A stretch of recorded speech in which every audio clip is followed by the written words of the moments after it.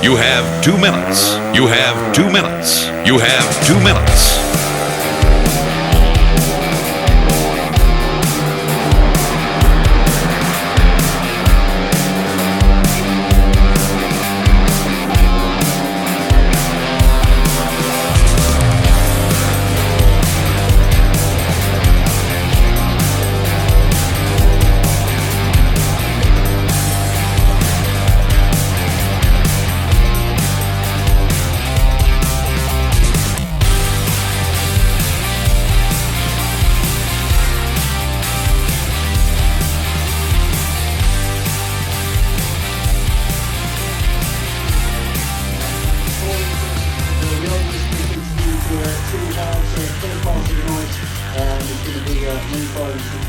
To Nigel and Laurence, and then in the second half it's going to be your chance to ask the gents any questions as well, any that maybe have been on your mind since we were last at Perry Bar, anything you've got in mind for next season, and obviously there might be some questions that you do want to ask based on anything you've heard in the first half. So like I say, you can either make a note on your phone, raise your hand, or we have got a bit of paper that you can jot them down if you'd rather me ask them in that. So we will get tonight's event underway by speaking to, let's go to Laurence first, and we're going to have a quick reflection on the season as a whole.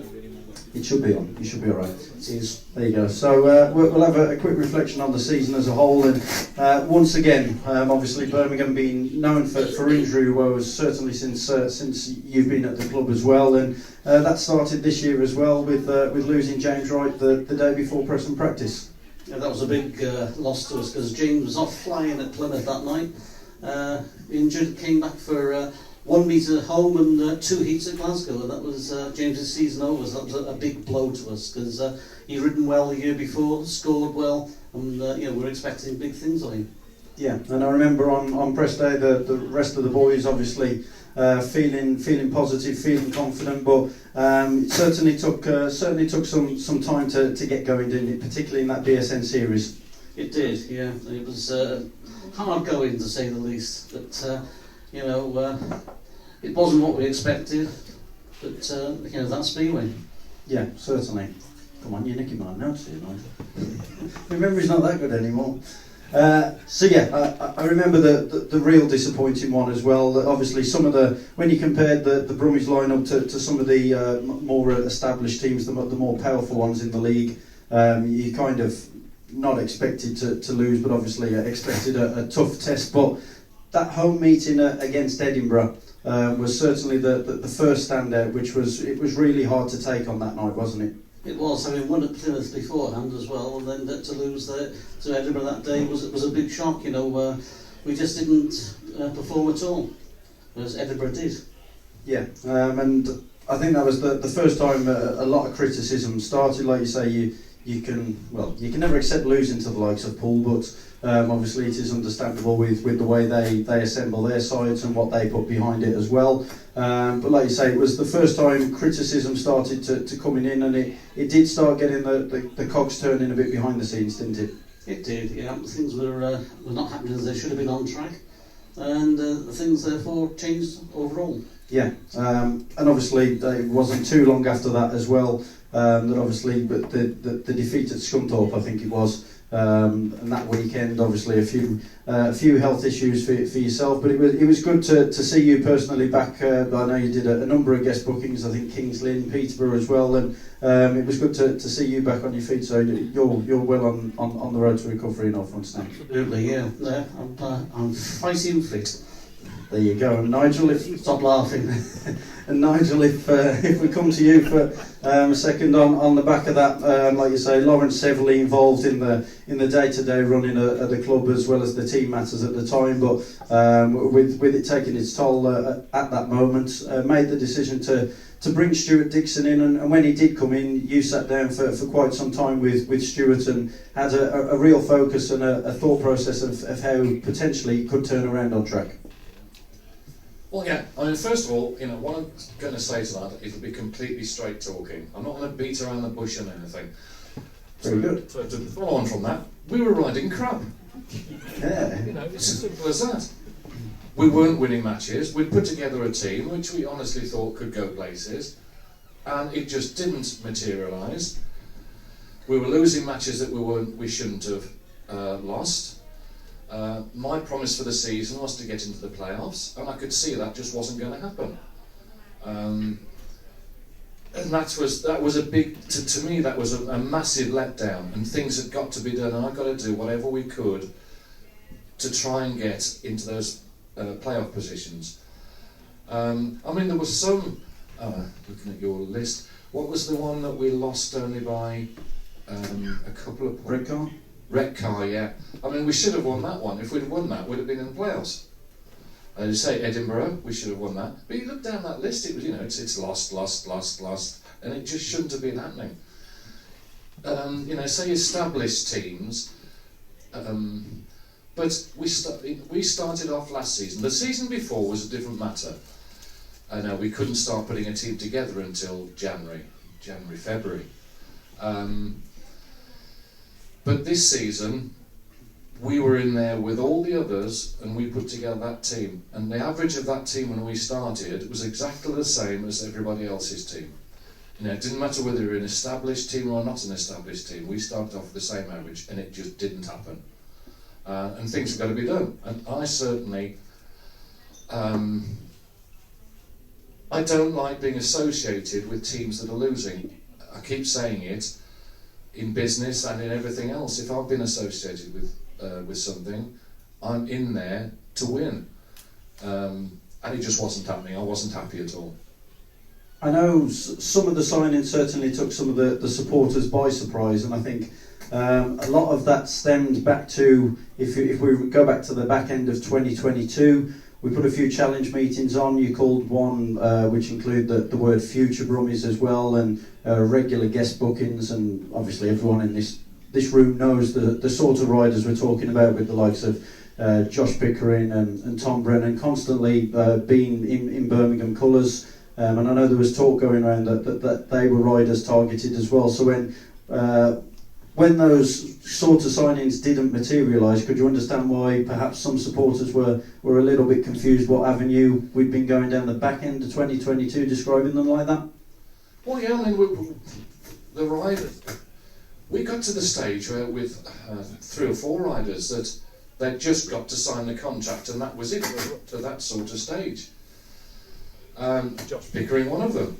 Josh desperately wanted to come to us. We were talking daily, on the phone a couple of times a day. But it didn't materialise in the end. Bomber was supposed to be coming to us. And that we were right at the end of the negotiations with Bomber, weren't we? And then all of a sudden that didn't. And there was another 3 or 4 riders. I mean, I suppose one of the ones that really stands out, which wasn't at the start of the season, but later on, was Vadim. Vadim was coming to us. That was almost sorted, wasn't it, Laurence? Yeah, it's been a long time on that. And we lost out right there. One of the reasons why we lost out, obviously, was money. Some of the money that's changing hands in Championship Speedway is absolutely ridiculous by certain teams. Glasgow, for one, had put together a team that paid a fortune for. And, we've got to know, for example, what Bomber went to Glasgow for. We couldn't have afforded that. It was ridiculous. The club is run by people that are multi-millionaires, and they're prepared to spend multi-million-pound money on obtaining riders. And we weren't prepared to do that. Things are going to change now, but and it was a very upsetting situation again. Yeah, and I know it's easy to get ahead of ourselves in these talks when we're like that, but going back to the start of the season, I remember you saying it to me personally, and then someone else pointed out a couple of weeks ago that you actually said it in an interview somewhere as well. And one of your concerns when building the team for the points limit that it was this year initially was signing someone on an extremely high average.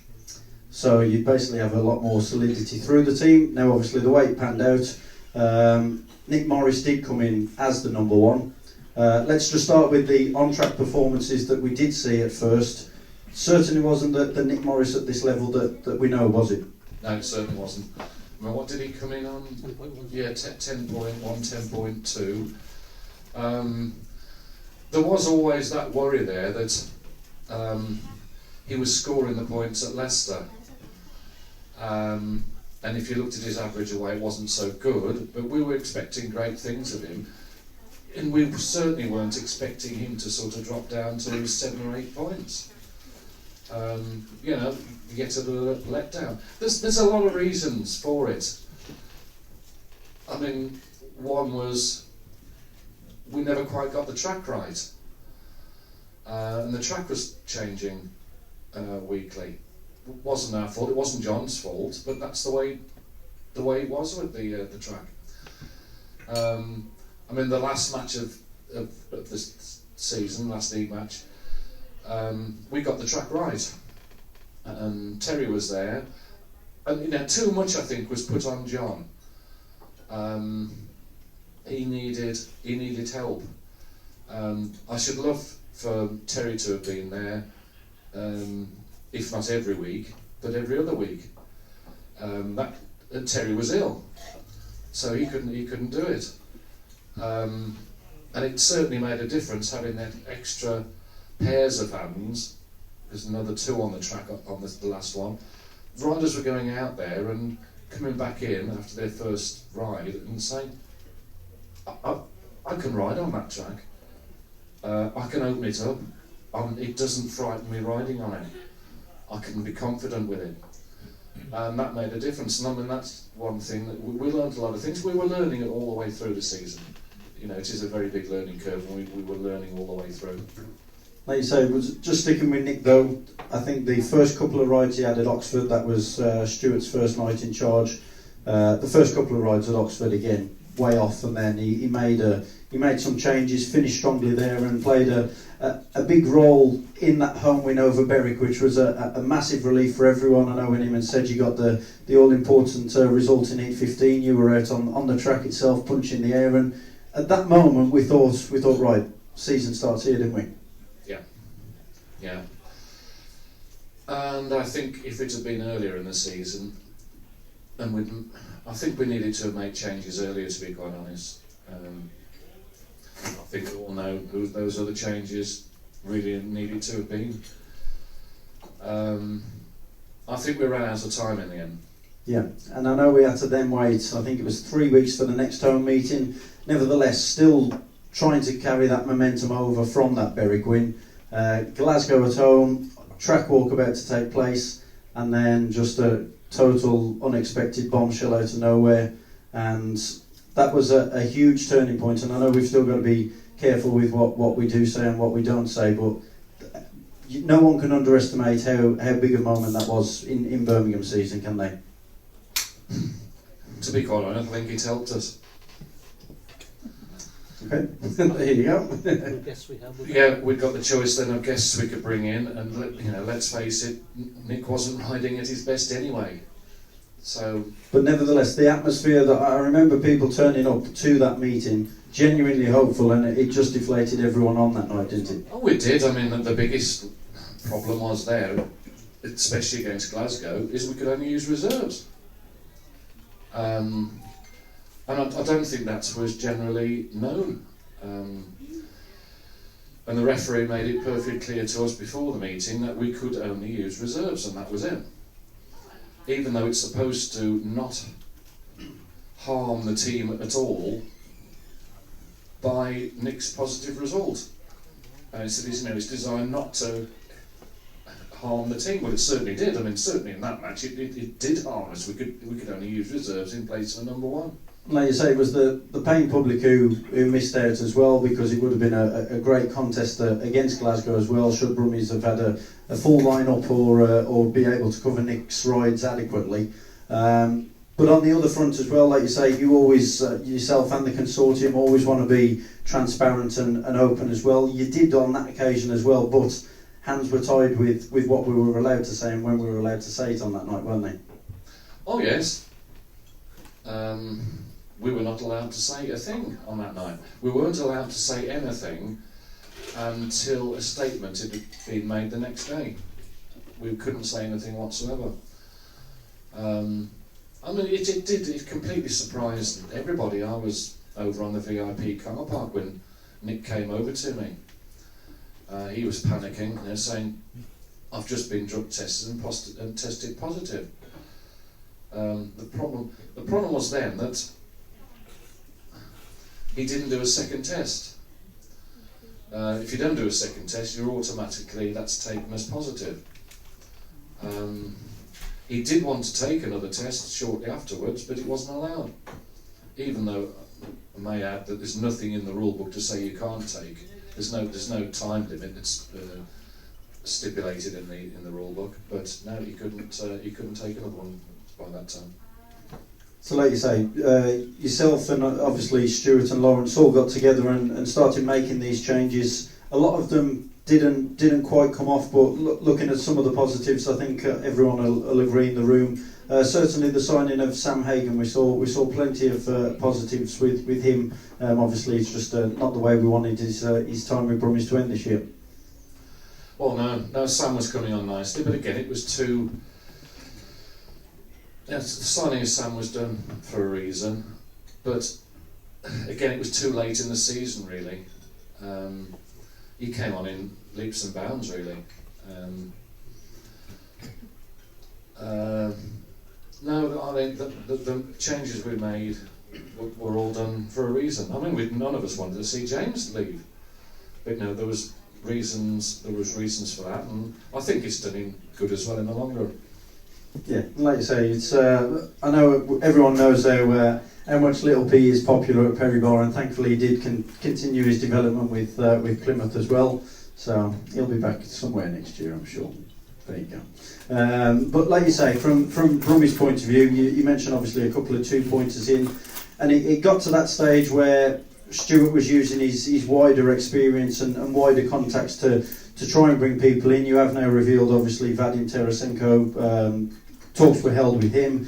A rider who's going to be appearing in the Grand Prix. I know he was talked to, as well as some of these other foreign riders on these assessed averages that could have made the difference. And the length Stuart went to, and obviously Laurence doing things in the background as well. The club were trying everything behind the scenes, but you couldn't make other clubs aware at that time, could you? Oh no, you don't. I mean, what's hello?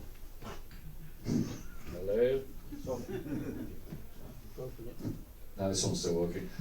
Yeah, obviously what goes in the background with riders we can't reveal because you never know who's going to nick the rider you're talking to.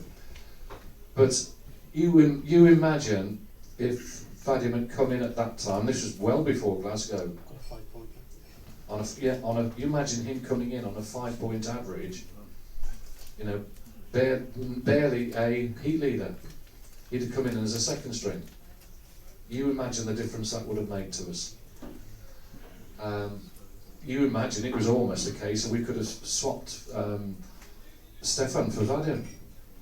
All of a sudden we've got somebody in the team that's scoring double figures.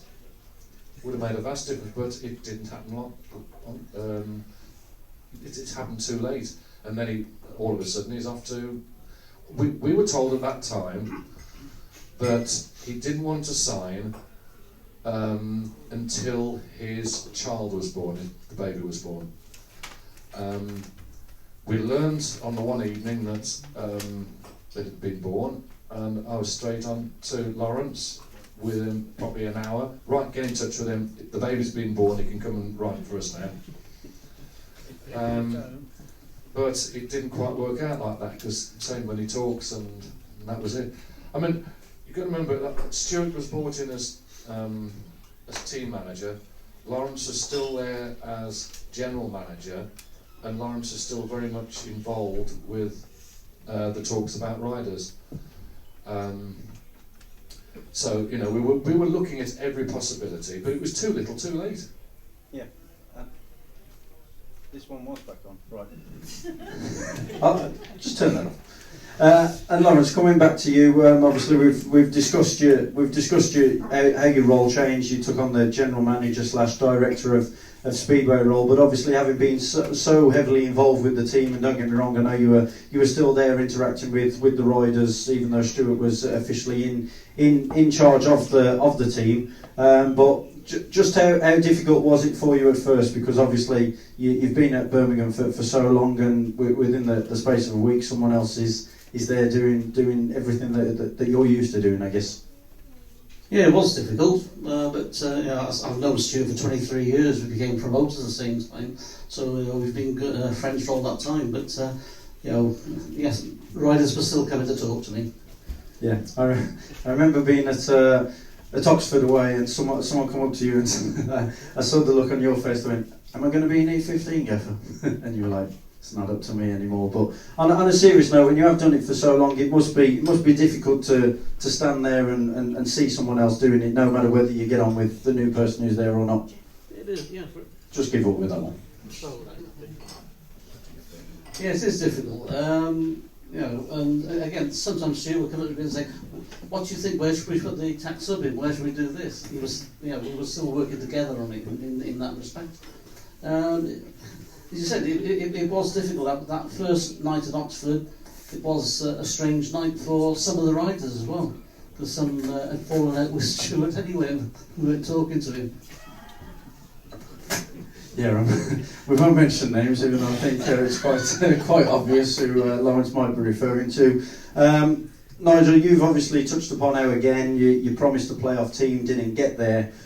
When you look at the way the championship was set up and the way that the rules were for this year, though, yes, you would have, if you'd have got into sixth, you would have officially given everyone a playoff team. But as we have seen with Edinburgh getting in there, obviously it would have been great to have a couple more meetings and whatever. But with the way the results have panned out with Edinburgh, with the results you've had against those teams in the league, I don't want to use the phrase blessing in disguise, but the top 6 out of a 9, it's a bit of a difficult one to understand from the league structure's point of view, isn't it? Well, yeah, I mean, look at Premiership and look what's happened there. Look what's happening there at the moment. It was just the fact that we had planned to get into the playoffs this season and we didn't get in the playoffs. If we had just snuck in there, we wouldn't have got very far. I think it was fairly obvious by that stage who the top 3 were going to be in the league this season. It didn't take a crystal ball to realise what the situation was going to be. But at least that would have been the promise that had been kept, that we got in there. I mean, the idea has always been that we, last season we know was written off really. This season, playoffs, and next season, win the league. That's always been in my thoughts. But it hasn't happened. Things are changing now, which we'll come on to later. But that was always the plan, win the league, and then I always wanted to see going up into the Premiership the year after that, so another 2 years' time. I know Laurence was never keen on going into Premiership, but that was always sort of in the back of my mind. Playoffs, win the league, into Premiership. But that didn't happen. Like you say, playing devil's advocate and looking the other side of the coin, if that 6th spot hadn't have been a playoff spot, then I guess Brummies' season would have been over in kind of July, wouldn't it? So there is that side of it. You've obviously, we've looked at the season, the last year or so. So we'll start looking ahead now. We'll start with the remainder of this season, because even though it feels like an eternity since we were last at Perry Bar, we have still got 2 scheduled fixtures with the Alan Graham Memorial for Birmingham against a Cradley Select, and also the British Under-19s. Any update you can give us tonight, Laurence? No. Well, all I can say at the moment is we're waiting to see what was happening with the playoffs. Neil Vatcher and I have been looking at dates all the time, and one date we looked at was next Wednesday, which we thought there would be used for playoffs. It's not being used for playoffs, so we've lost that date by looking at it anyway. It looks like what we'll have to do is, because we wanted the Alan Graham Memorial plus because the MDL playoff final, because the Ducktail Bulls against the Supporters Club Buffaloes will be that day as well, plus the old timers. We're going to have to do that one first, and then the under 19 will be the final meeting of the season. But I'll get it now. I'm waiting for confirmation on that. You can pencil in, but I can't confirm it. The 11th of October against Cradley for the Alan Graham meeting, and then the 25th for the under 19s. Not what I wanted, not what Neil Thatcher wanted, but it would have been ideal if we could have run the under 19s next Wednesday. But it's too late to organise it now. But now they've sorted out the playoff situation. I can only apologise that we've been unable to tell you any more, but we've been in the dark ourselves. I've been trying to work on it non-stop. There's 2 meetings to do, and we will complete them. As Laurence will confirm, I haven't been happy at all about the situation over the last few weeks. Yeah, because like you say as well, but people get into a routine of going on a Wednesday, but they also get in the routine of going out, and obviously October's gets a little bit colder. So, but provisional dates there, so do keep your eyes on the website and social media for confirmation of those as and when we get them. So, looking further ahead into the future, and I'm guessing that's why the majority of people are here tonight realistically, there is still so much uncertainty as well. Nothing concrete, nowhere near concrete at all, but you did decide to tease everyone in that last meeting against Plymouth, saying that you'd got a very important meeting for the future of the Brummies the week after the Plymouth fixture. Is there anything you can tell us about what happened on that meeting now? Right, let's start at the beginning. And this is, I'm not going to fill you all with bullshit, I'm just going to say it the way it is. The future of Perry Bar and the future of us racing next season is by no means secure. We might not be racing next season. It's as simple as that. We've been trying the hardest over the last few weeks. First of all, start at the beginning. The news was released by the Greyhounds with their fixture list that they had got meetings on Wednesdays. I was over in Benidorm at the time and was straight on to Rachel, and she said, I can't confirm anything. The news shouldn't have been released, and I can't confirm anything until we've had a meeting with the landlord. So that was left like that, and I said, we won't know that until, when was it, what month was that? That was months ago, wasn't it now? July? June, I think. June, yes, mid-June. We're supposed to have the meeting at the end of June. End of June, yeah. Then the plans for redevelopment of the stadium were released. We all saw those, and we thought, well, that's it for Perry Bar. And then one of the supporters, I won't name his name, but one of the supporters came forward and said, I know the boss of the company, that's of that company, Corbally. I'll see if I can get you his telephone number. And that actually may possibly have saved Perry Bar. He obtained that telephone number. He was on holiday in Spain. I sent a message to him saying, won't disturb you on holiday in Spain, but can we have a chat in the near future? He texted me straight back and said, doesn't matter about that, Nigel, give me a ring tomorrow at 10 o'clock. I don't mind speaking on holiday. We had a good chat, and one of the things that came out in that conversation was he had no plans to go ahead with developing the stadium for the next 10 or 15 years. Sounded very hopeful. At that time, ARC Rachel wasn't returning my phone calls at all. She got completely blank. And it turns out the reason why that is because she didn't know herself what was going on. The plans were then released for a new Greyhound track at Dunstall Park, with the idea being that Monmore Green closed and Perry Bar closed, and the new Greyhound track at Dunstall Park.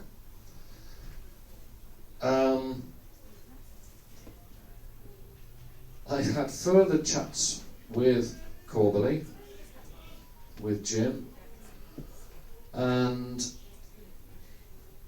it became apparent then that the Greyhounds were considering stopping for another 12 months. He had offered them a lease for another 1-year lease. The other plan was that we take over the lease ourselves for the whole stadium. Now, I got in the back of my mind what I expected that lease to be, and everybody looked at me, gone out, when I said what could possibly be. And I said at the time it could well be $250,000, 250,000 a year. I went to see Jim face to face, Corbally, and he did actually confirm that was the sort of figure that we're talking about. But then he put another bombshell into it, that the council are pushing him to get plan permission in for the redevelopment of the stadium as quickly as possible. He said he's still willing to give us a lease, but it would only be for probably 3 or 4 years. Now, I can't put together a business plan to take on the lease of the whole stadium based on 3 or 4 years. It would have to have been, as he was talking originally, about a 10-year lease. And by doing that, I'd have brought in various different things to the stadium. One of them maybe being a go-kart track to the centre green, with a franchise off the bars. We'd have gone all sorts of places, and I'm sure we could have made it work. But that's we couldn't go full out on a 3 or 4 year lease. No way. I had a phone call with Rachel from ARC last week and went through various ideas. The only day, if they did take on if they carry on there for another 12 months, the only day available for us would be Mondays. Wednesdays is out of the equation. Now, we all know that Mondays is Premiership. So, in between times, I've also had meetings and telephone calls with Phil Morris and various members of the BSPL board, gone through figures, and certainly financially we could make Premiership work. We'd obviously have television and things like that down there. So that's the situation now, is that if we do go ahead, it'll bring Premiership on Monday nights. And to be quite honest, as I say, that does quite excite me. I think we could really go places, and it may secure the future of Birmingham Brummies. It would mean it's easier for us to get sponsors in because we're on television, not every week, but frequently.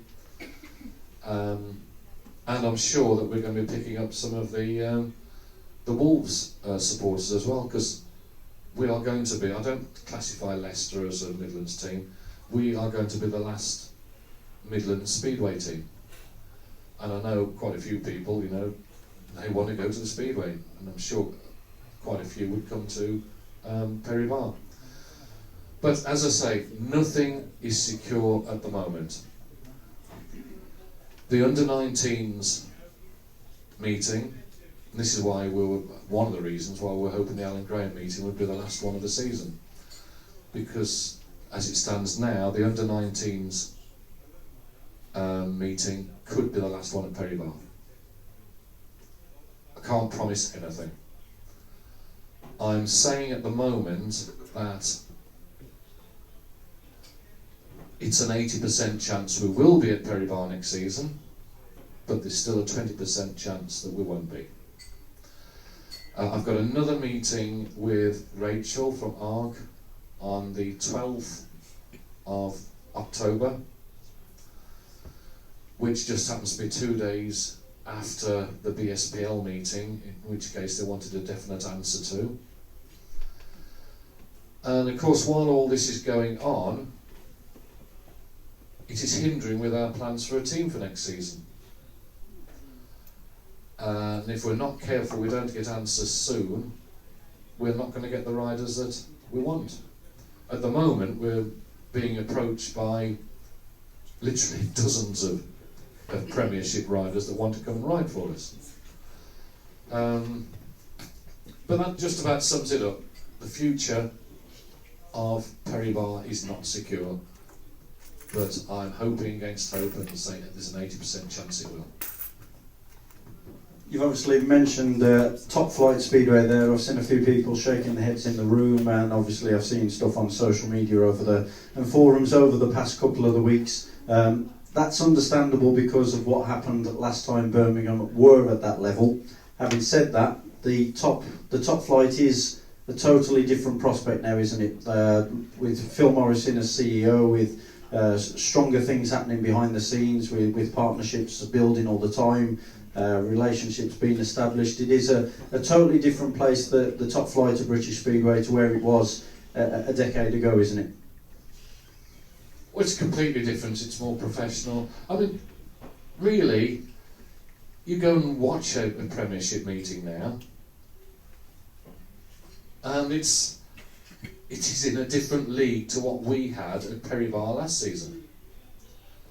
The standard of racing is that much higher. And I'm certain that we can put a team together that will be a hell of a lot more exciting than last year's team. I should hope so. Anyway, yeah. But like you say, on a serious note, you've mentioned the Wolves aspect. Obviously, it's absolutely tragic with what's going on at Monmouth Green in the first place. Then you hear about these health and safety numbers being brought in as well. But as you say, there are Wolves supporters who will only go and watch Wolves, but there is a good couple of hundred who will go and watch Speedway wherever they can. And I guess from a Wolverhampton perspective, not that is of your main interest, but from a Wolverhampton perspective, people like Chris Van Straten with potential plans he's got for 2025 and beyond, they're going to want to keep the Wolves name and certainly the Speedway name going at the top flight in the Midlands region as well, aren't they? Well, yeah, I mean, another plan was that if we got the whole stadium, that Wolverhampton rode at Perry Bar on a Monday and we rode on a Wednesday. But certainly, if we got the whole stadium, there'd be a hell of a lot of changes. Now, looking back the other way, if we stopped as we were, riding on a Wednesday night in the Championship, unless things had changed dramatically next season, I think it would probably have been our last season, next season, because I'm not prepared to put in the amount of money that I've put in for the last 2 years. The business plan was this year that Tolley Badgers put in half of what it did last season. It's turned out that that hasn't worked out, and I've put in more. Put it like this: it's going to be well over 120,000 that I've put in this year, and I can't carry on doing that. You know, it was based on, I knew it was going to cost money in the first season, and the second season, but we can't carry on at Perry Bar with the amount of people we've got coming in through the turnstiles. It's just impossible. The accountant pulls his hair out every time I have the accountant in once a month, and he's pulling his hair out every time he sees the amount of money that I've transferred from Tolley Badges to Birmingham Speedway. I'm sure and I honestly think now that we could not make it work in the Championship for longer than another 12 months. And it is our last chance of making Brummies survive. And I'm sure we can do it one way or another. That is only then for the next 3 or 4 years. In the long term, we've got to look for another track. And that's one thing that we'd already started to do, and we actually went to see Land the week before last.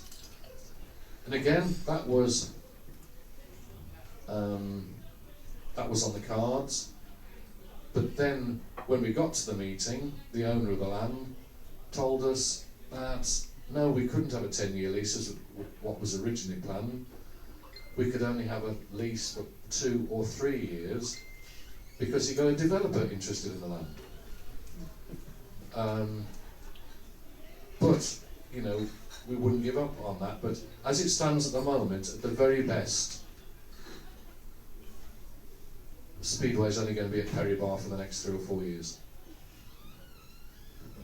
I know you've mentioned about the Championship there, and obviously since Poole have dropped into that league, obviously Glasgow have got plenty of financial backing as well. It is almost like the second tier of British Speedway is coming divided in itself, isn't it? I know you've spoken about some of the rider demands and wages and stuff on top of that, but it is in a very dangerous position going that, and you've only got to look at the league table from the last couple of seasons to realise that, haven't you? Yeah, I mean, swinging it around the other way, look at Manor Green on Monday when they couldn't get anybody else in through the stadium. I know people were turned away on health and safety grounds, and I know CVS has said this week in the statement that pre-COVID they were getting almost double the amounts in. That stadium couldn't have held many more that was in there on Monday. You know, we were looking around, it was rammed in there. Yeah.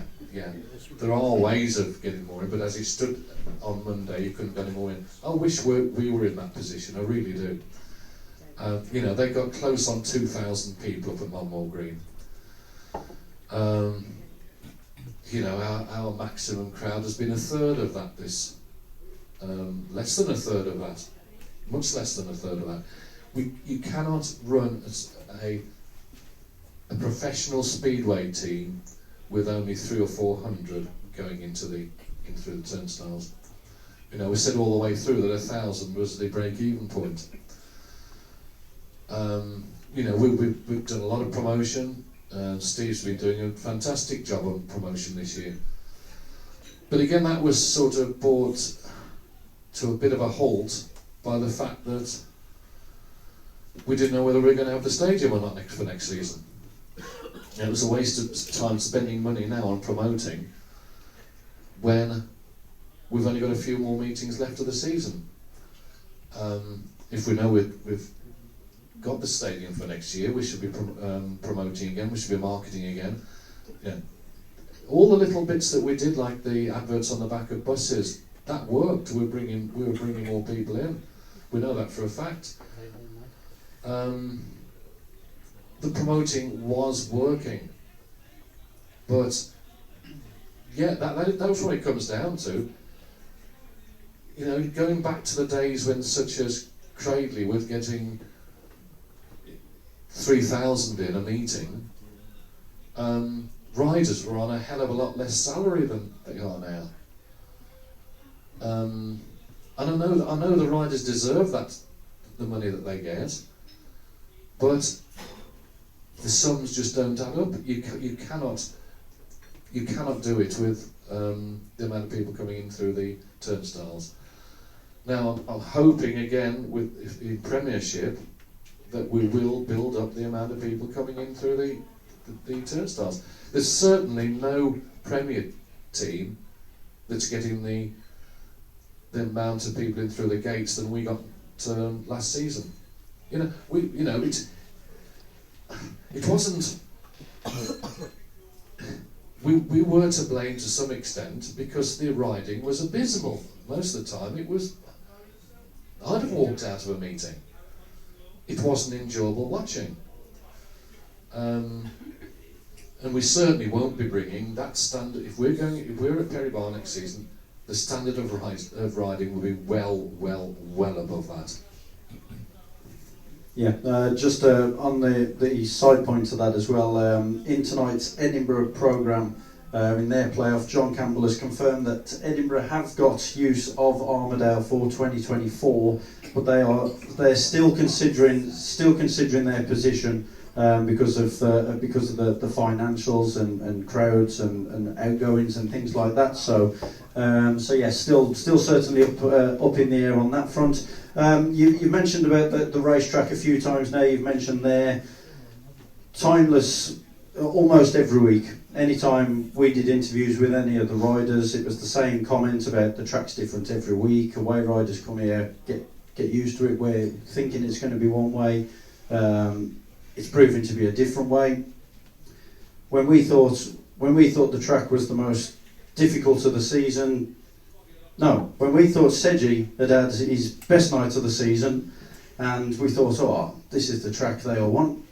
He slated it in an interview. So I know you're never going to please all riders in a team, but what genuinely and seriously can be done at Perry Bar to get more consistency in the track? And I think a lot of people would say as well that last season we had, say, 1 or 2 good races per night, but overall the whole entertainment in terms of racing wasn't as good as previous seasons, I think some would say. No, the track wasn't good. It would need a lot of work on the track this winter. We're still getting the base coming through in parts. We know how to address that. But the simple answer to your question is the fact we hadn't got enough track staff. We needed more people on the track. You can't expect John and Alan to produce a really first class track. It needed more people on the track. It needs more tractors going around for the grading. You look at any other track and there's 3 tractors going around doing the grading in between heats. We weren't getting that. We couldn't get onto the track to prepare it. The weather didn't help us at all. One week it was bone dry and the next minute soaking wet. But that's the major thing, it needed more people on the track. Also speaking to a couple of the track members as well, and obviously looking at some of the equipment that I see when I visit various different tracks as well. Do you think there's anything particularly equipment-wise, I know it all costs money, but equipment-wise that could help the guys who are out there as well to help improve the racing and the surface? Yeah, we inherited a load of crap basically. The tractors are still breaking down right, left and centre. We got rid of one last season because it needed a terrific amount of money spending on it. We've improved things no end with the flatbed that we bought. We know what's wrong with that. The pump on the back of it isn't strong enough. It wants double the capacity we're putting down on the track. But again, I wasn't willing to spend the money on that, thinking it was only going to be used for the next 2 or 3 meetings. Things like that will be changed, and of course there might be some equipment become available from Manor Green as well. The Bowser wasn't right. The flatbed was a prototype, if you like. There's various bits of equipment that we needed. There's one bit of equipment still behind the pits that we could have done with out there. That's not going to be a problem for next season, and we can't let it be a problem for next season. And we know we've got to spend more money on that. There's no doubt about it. So as you said, we have advertised it as a supporters fans forum here this evening. So in the second half, any questions that you have got, like I say, do jot them down or do raise your hand, whatever, and we'll go through them. But just so we're clear on a few things. So next season, as it stands, I know you've put us at 80% chance that could be 20% chance not. But based on what you're saying, it would be Premiership if you were next year?